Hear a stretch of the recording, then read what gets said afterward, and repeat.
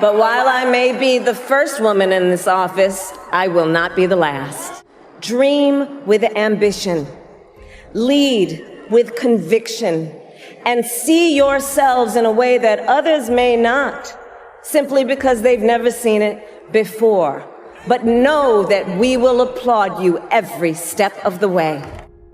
And on her own could run a small country by herself. She's brilliant.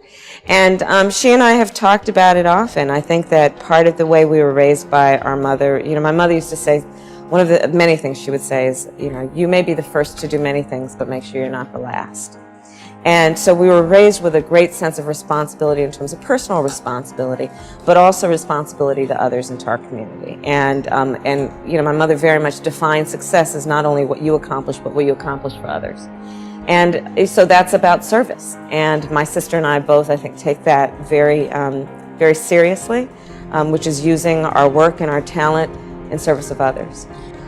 Oh, there's a lot of work that we've done recently that I'm very proud of. The work that we've done, for example, in connection with bringing relief to California homeowners in connection with the foreclosure crisis.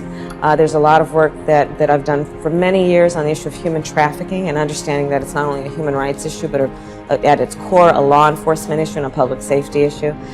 You know, there's work that I've done always focused on children and the need to understand that they may be little people, but their issues are not little issues. And in fact, if we focus on issues that impact children, we will in a very smart and efficient way focus on what we otherwise characterize as big issues.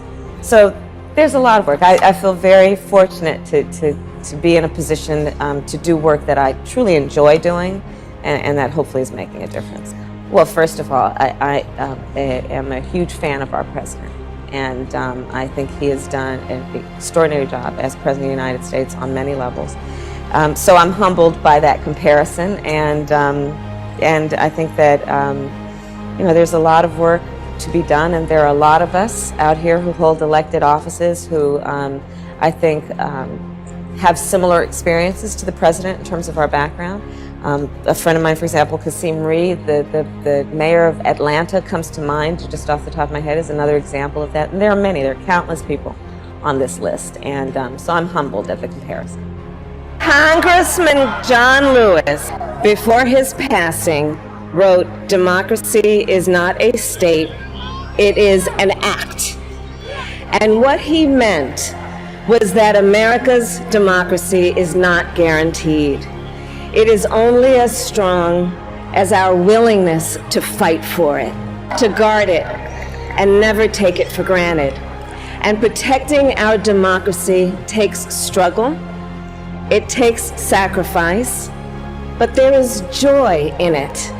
And there is progress, because we, the people, have the power to build a better future. And to the woman most responsible for my presence here today, my mother, Shamala Gopalan Harris, who is always in our hearts. When she came here from India at the age of 19, she maybe didn't quite imagine this moment, but she believed so deeply in an America where a moment like this is possible. And so I am thinking about her and about the generations of women, Black women, Asian, white, Latina, Native American women who throughout our nation's history have paved the way for this moment tonight. Women who fought and sacrificed so much for equality and liberty and justice for all, including the Black women who are too often overlooked, but so often prove they are the backbone of our democracy.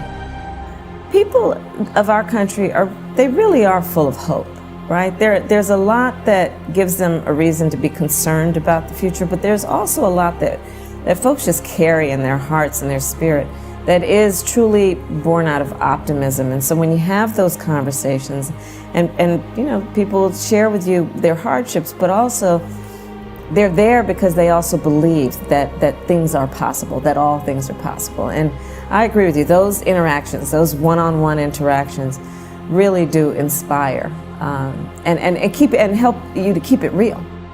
every human being is of infinite worth, deserving of compassion, dignity, and respect.